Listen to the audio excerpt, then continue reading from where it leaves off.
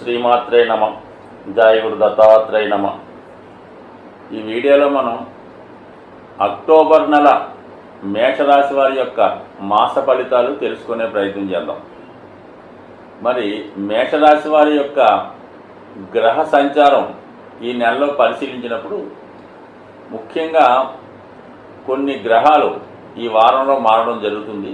అది ముఖ్యంగా కుజగ్రహం 3వ స్థానం నుంచి 4వ స్థానంలోకి అక్టోబర్ 20వ తారీఖున మారడం ఒకటి. అలాగే మరో ముఖ్యమైనటువంటి మార్పు ఏంటంటే గురువు వక్రగమనం పొందడం జరుగుతుంది అక్టోబర్ 9వ తారీఖు నుంచి. సో ఈ రెండు ముఖ్యంగా ఈ రాశి వారికి మేజర్ మార్పులు. ఎందుకంటే గురువు ఈ రాశి వారికి భాగ్యాధిపతి, అలాగే కుజుడు రాశ్యాధిపతి. ఈ రెండు గ్రహాలే జాతకుడు యొక్క అంటే మేషరాశి మేషలగ్నం వారి యొక్క స్థితిని అభివృద్ధిని తెలియజేస్తూ ఉంటాయి. అందుకని ఈ రెండు మార్పు అన్నది కొంతవరకు ఈ రాశి వారికి ఒక విధంగా మంచి ఫలితాలను ఇవ్వడం జరుగుతూ ఉంటుంది. అయితే మరి ప్రస్తుతం ఈ రాశి వారికి కుజుడు అక్టోబర్ 20 వరకు తృతీయ స్థానంలో సంచరించడం వల్ల, తృతీయం నుంచి భాగ్యస్థానాన్ని వీక్షించడం వల్ల జాతకుడు చాలా ధైర్యంగా ముందుకు వెళ్ళడం జరుగుతుంటుంది. అలాగే ముఖ్యంగా విదేశ ప్రయత్నాల కొరకు చేసే ప్రయత్నాలు ఫలిస్తాయి. ఏ పనైనా చాలా సమర్థవంతంగా నిర్వహించి ఎవరి సహాయం ఉన్నా లేకపోయినా స్వతంత్రంగానే తన యొక్క పనులు పూర్తి చేసుకునే అవకాశం ఉంటుంది. ఇది ముఖ్యంగా పోటీ రంగంలో ఉన్న వాళ్ళకి, అది రియల్ ఎస్టేట్ రంగం అనొచ్చు, లేదంటే ఏదన్నా గవర్నమెంట్ సర్వీస్ కొరకు పోలీస్ డిపార్ట్మెంట్ కొరకు ఉద్యోగం ప్రయత్నం చేస్తున్న వారు కావచ్చు. అలాగే ముఖ్యంగా క్రీడా రంగంలో ఉన్న వాళ్ళకి ఇది 100% ప్రోత్సాహకరంగా ఉండే అవకాశం ఉంది. అలాగే మరి తృతీయంలో ఉన్నటువంటి కుజుడు 6వ స్థానాన్ని వీక్షించడం వల్ల శత్రువులపై విజయం లభిస్తూ ఉంటుంది. అంటే ఒక ఇంటర్వ్యూకి వెళ్ళినా అది కూడా విజయమే, ఒక ఎలక్షన్లో పోటీ చేసినా, ఒక రుణ ప్రయత్నం చేసినా కూడా 100% లభించే అవకాశం ఉంది. మొత్తం మీద కుజుడు బలం ఈ రాశి వారికి 20వ తారీఖు వరకు ఉండడం జరుగుతూ ఉంటుంది. దాని తర్వాత ఏంటంటే కుజుడు 4వ స్థానమైనటువంటి కర్కాటక రాశిలోకి ప్రవేశిస్తూ కొంతవరకు నీచ స్థితి పొందినప్పటికీ కూడా మేషరాశి వారికి వచ్చే పెద్ద ఇబ్బంది ఏమి ఉండదు. ఎందుకంటే వారి యొక్క రాశి నుంచి కుజుడు కేంద్ర స్థానంలోకి రావడం వల్ల చాలా వరకు జాతకుడికి ఒక విధంగా స్థిరాస్తుల మీద పెట్టుబడి పెట్టడం కానీ, స్థిరాస్తికి సంబంధించిన వ్యవహారాలు ఏమన్నా ఉంటాయో సెటిల్ చేసుకోవడం కానీ, ఆస్తి పంపకాల విషయంలో ఉన్నటువంటి లావాదేవీలు సరిదిద్దుకునే అవకాశం ఖచ్చితంగా కుజుడు ఈ రాశి వారికి కలగజేస్తూ ఉంటాడు. అయితే ఇది ముఖ్యంగా స్త్రీలకు ఒక విధంగా ఈ కుజుడు బలహీన స్థితి వారి యొక్క భర్తకి లేదా జీవిత భాగస్వామికి ఒక విధమైన బలహీనత వచ్చే అవకాశం ఉంది. కొన్ని సందర్భాల్లో వారు వృత్తిపరంగా కానీ ఆరోగ్యపరంగా కానీ కొద్దిపాటి ఇబ్బందులు ఎదుర్కొనే అవకాశం ఉంటుంది. అలాగే ప్రస్తుతం మరి కుజుడు అక్టోబర్ 20 తర్వాత చతుర్థంలోకి వచ్చినప్పుడు మరి లాభస్థానంలో ఉన్నటువంటి శని భగవానుడితో షష్టాష్టక స్థితి ఏర్పడడం వల్ల ఖచ్చితంగా వృత్తిపరమైనటువంటి కొన్ని మార్పులు కానీ ఇబ్బందులు కానీ వచ్చే అవకాశం ఉంది. తప్పనిసరి పరిస్థితుల్లో కొన్ని వృత్తి విషయాల్లో కొన్ని నిర్ణయాలు తీసుకోవడం కానీ, కొన్ని ముఖ్యమైన సంఘటనలు జరగడం ఆకస్మికంగా జరిగే అవకాశం ఉంది. కాబట్టి సో ఏదైనా వృత్తి సంబంధించిన విషయాల్లో జాతకుడు కొంత జాగ్రత్త తీసుకోవాల్సి ఉంటుంది. అక్టోబర్ 20 తర్వాత ముఖ్యంగా వృత్తిలో మార్పు రాకుండా చాలా జాగ్రత్తగా చూసుకోవాలి. ఇక గురువు యొక్క స్థితి మనం పరిశీలించినప్పుడు అక్టోబర్ 9 వరకు గురువు ధనస్థానంలో ఉంటూ యావరేజ్గా మొత్తం మీద భాగ్యాధిపతి ధనస్థానంలో ఉండడం వలన జాతకుడికి భగవంతుని సహకారం, పెద్దల సహకారం, గురువు సహకారం ఉంటుంది. ముఖ్యంగా ఆర్థిక విషయాలు అనుకూలంగా ఉంటాయి. కుటుంబ సభ్యులు అన్ని విధాలా సహకరిస్తుంటారు. అయితే గురువు వక్రించినప్పుడు ఏమవుతుందంటే ఆటోమేటిక్గా జాతకుడికి గురువు ఎక్కువ బలాన్ని ఇవ్వడం జరుగుతూ ఉంటుంది అన్నమాట. గతంలో కన్నా ఎక్కువ బలాన్ని ఇస్తూ గతంలో చేసినటువంటి పొరపాట్లు సరిదిద్దుకునే అవకాశాన్ని ఇవ్వడం జరుగుతుంటుంది. అంటే కుటుంబ విషయాల్లో కానీ ఆర్థిక విషయాల్లో కానీ జాతకుడు ఏమైనా పొరపాట్లు చేసి ఉన్నా, లేదా బంధువులతో కుటుంబ సభ్యులతో ఎటువంటి విరోధాలు ఉన్నా అవి జాతకుడు సరిదిద్దుకొని వాటిని సక్రమ మార్గంలో పెట్టే అవకాశం ఉంటుంది. అలాగే గతంలో పోగొట్టుకున్నటువంటి అవకాశాలు తిరిగి సంపాదించుకునే అవకాశం కూడా ఈ గురువు వక్ర గమనంలో ఉన్నప్పుడు జాతకుడికి, అంటే గురువు ఎప్పుడైతే వక్రించాడో లగ్నంలో అంటే మేషరాశిలోకి వస్తే ఏ ఫలితం వస్తుందో ఆ ఫలితం రావడం జరుగుతూ ఉంటుంది. అందువల్ల అక్టోబర్ 9 తర్వాత మీరు ఎవరైనా విదేశ ప్రయాణం కొరకో లేదంటే వీసా కొరకో ప్రయత్నం చేసి ఫెయిల్ అయి ఉంటే వారు అక్టోబర్ 9 తర్వాత ఇంకొకసారి ప్రయత్నం చేయడం వల్ల కంపల్సరీగా మీకు అటువంటి విదేశ అవకాశాలు వచ్చే అవకాశం ఉంటుంది. అలాగే ఫర్ ది సేమ్ టైం మీరు ఎక్కువగా ప్రయాణాలు చేయడం, పుణ్యక్షేత్రాలు దర్శించడం, మీ జనరల్గా మీ యొక్క యాక్టివిటీస్లో దైనందిన జీవితంలో గొప్ప మార్పులు రావడం జరుగుతూ ఉంటుంది.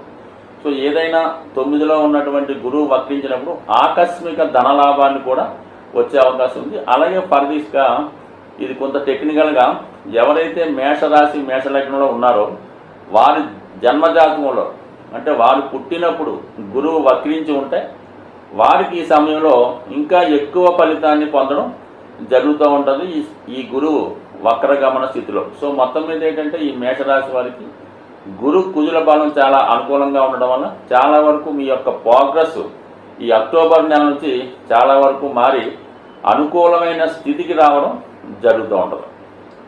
ఇక ముఖ్యంగా మనం మేషరాశి నుంచి పరిశీలించినప్పుడు రవి యొక్క సంచారం, రవి ప్రస్తుతం 6వ స్థానంలో ఉన్నాడు. 6వ స్థానం అన్నది శత్రు రోగ రుణస్థానం కాబట్టి 6వ స్థానంలో ఉన్నటువంటి రవి మిమ్మల్ని ఏదన్నా కోర్టుపరమైన సమస్యలు కానీ, ఉద్యోగంలో అధికారులతో ఉన్న ఇబ్బందులు కానీ, కుటుంబ సభ్యులతో ఉన్న విభేదాలు కానీ రవి 100% మీకు సాల్వ్ చేస్తాడు. అంటే మొత్తం మీద సెటిల్మెంట్లు, శత్రువులపై విజయం లభించే అవకాశం ఉంటుంది. ఇంచుమించుగా మనకి అక్టోబరు 17 తర్వాత రవి 7వ స్థానంలోకి వచ్చి తన యొక్క నీచ స్థానంలోకి రావడం జరుగుతుంది. అంటే దానివల్ల రవి పెద్ద ఏమో ఒరిగిది పోయిది ఏం లేదు, కానీ కామన్గా ఆ స్థానాన్ని అలాగే ఉంటారు. దాన్ని బట్టి ఏంటంటే కామన్గా ఇప్పుడు ఏమైందంటే ఈ మేషరాశి వారికి రాష్ట్రాధిపతి కుజుడు మరి 20వ తారీఖున నీచ పొందడం, అలాగే పంచమాధిపతి అయినటువంటి ఇంకొక శుభగ్రహం అక్టోబర్ 17 తర్వాత నీచ పొందడం. అంటే వృత్తికి కారకత్వ గ్రహాలైనటువంటి రెండు అగ్నితత్వ గ్రహాలు, అంటే మేషరాశి యొక్క బలం అంతా కూడా కుజ రవిల మీద ఆధారపడి ఉంటుంది. ఈ 2 గ్రహాలు ఎప్పుడైతే ఆటోమేటిక్గా నీచపడుతున్నాయో సుమారుగా అక్టోబర్ 20 తర్వాత జాతకుడి యొక్క సామర్థ్యం తగ్గే అవకాశం ఉన్నది. సో అలాగే ఎక్కువగా అపోషణదారులు వీళ్ళ మీద విజృంభించడం జరుగుతుంటుంది.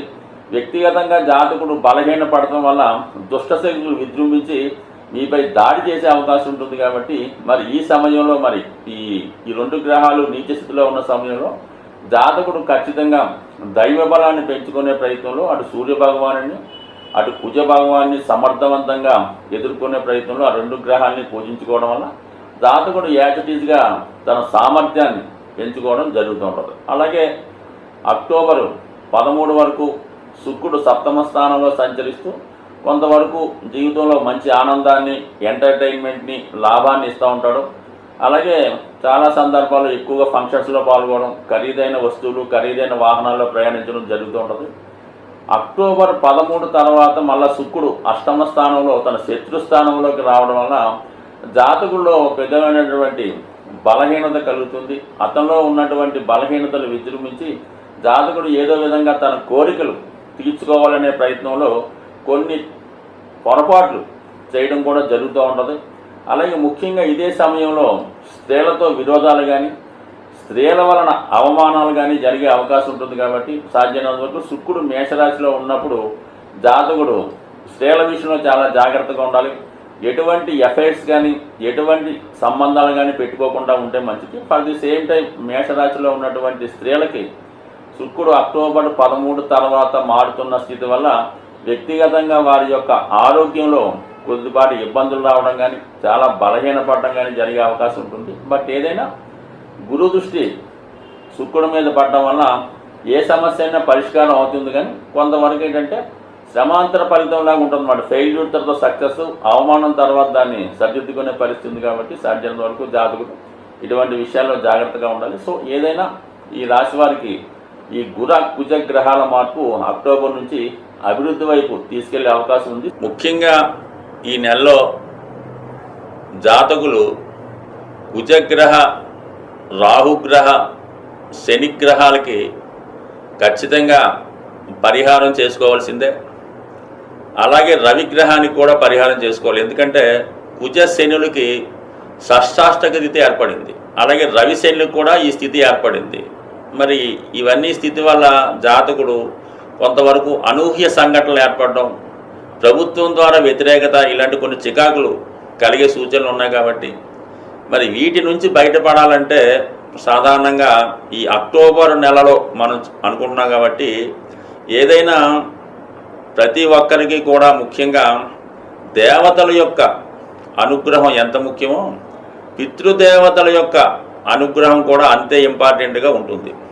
మరి అటువంటి పితృదేవతల యొక్క అనుగ్రహాన్ని పొందేవాలనుకున్న వాళ్ళకి మరి ఈ అక్టోబర్ 2వ తారీఖున వస్తున్నటువంటి మహాలయ అమావాస్య అన్నది ఒక సంవత్సరంకి ఒకసారి వచ్చే ఈ రోజునాడు మాత్రం ఖచ్చితంగా అందరూ కూడా సాధ్యమైనంత వరకు ఈ గ్రహాల పీడలతో ఉన్నవాళ్ళు, కొంతవరకు ఈ పితృదోషాలు, పితృశాపాలు, సర్పదోషాలు ఉన్నట్టు వారికి ఈ మహాలయ అమావాస్య రోజు విధి విధానంగా మీ యొక్క ఆచార వ్యవహారాన్ని అనుసరించి ఏదైనా దేవాలయంలో అక్కడ ఉన్నటువంటి పండితులకి తగు విధమైనటువంటి మరి ఈ బియ్యం మొదలగువి ఇచ్చి వాళ్ళ యొక్క ఆశీర్వాదం తీసుకోవడం జరుగుతూ ఉంటుంది. అలాగే కొంతవరకు వారికి ఉపయోగపడేటటువంటి అవసరాలకు తగినటువంటి బియ్యం, పప్పులు మొదలగునవి ఇవ్వడం వల్ల మీకు పితృరూపంలో వాళ్ళు సంతోషిస్తారు. అలాగే ముఖ్యంగా మీరు ఎవరినైతే ఉద్దేశించి చేద్దాం అనుకుంటున్నారో, ఒకవేళ మీ తండ్రి గారు లేదంటే మీ తాతగారు ఎవరు ఉంటారో వారు ఏ వయసులో మరి మీ నుంచి దూరం అయ్యారో ఆ వయసులో ఉన్నవారిని, అంటే ఏ క్యాస్ట్ అయినా పర్లేదు, ఆ వయసులో ఉన్నవారిని ఆ రోజు వీలైతే మీకు కుదిరితే బట్టలు పెట్టచ్చు, కడుపు నిండా భోజనం పెట్టచ్చు. ఈ విధంగా చేయడం వల్ల మరి పితృదేవతల అనుగ్రహం పొందుతారు. అలాగే మరి మీకు ఏదన్నా గోవుకి ఈ విధంగా ఆహారం పెట్టినా కూడా ఆ దోషం నుంచి, అంటే వాళ్ళ స్థాయిని బట్టి చేసుకోవాలి తప్ప మరి పెద్దగా చేయగలిగే వాళ్ళు గొప్పగానే చేసుకోవాలి. ఏమాత్రం అవకాశం లేని వారు ఆ రోజు కూడా గడవని వారు ఆ విధంగానే చేసుకోవాలి. చేయడం ఇంపార్టెంట్ తప్ప పెద్దగా చిన్నదన్నది కాదు. కాబట్టి ఇది ఒకటి కంపల్సరీగా చేయండి. అలాగే కంపల్సరీగా ఈ అక్టోబర్ చివరిలో వస్తున్నటువంటి ఇంచుమించుగా 30-31 తారీఖుల్లో వచ్చినటువంటి మరి మాస శివరాత్రి రోజు కూడా ఈ విధి విధానంగా శివుడికి అభిషేకం చేసుకోవడం వల్ల సమస్త దోషాలు తొలగాలంటే సింపుల్గా శివారాధనని మించింది లేదు. ముఖ్యంగా శని వక్రించున్నాడు కాబట్టి శివునికి మీరు ఆరాధించడం వల్ల గతంలో వచ్చిన ఫలితం కన్నా 100 రెట్లు ఫలితం వచ్చే అవకాశం ఉంది. కాబట్టి మరి అటువంటి శివుణ్ణి మీకు ఏ రోజు ఇష్టమైతే ఆ రోజు పూజించడం వల్ల కూడా ఈ రాహువు, శని, కుజ, రవిగ్రహాల దోషాల నుంచి బయటపడే అవకాశం ఉంది. ప్రతిరోజు సూర్య నమస్కారం చేసుకొని నవగ్రహ స్తోత్ర పారాయణ చేయడం వల్ల కూడా గ్రహాల అనుకూలత ఏర్పడే అవకాశం ఉంది. స్వస్తి.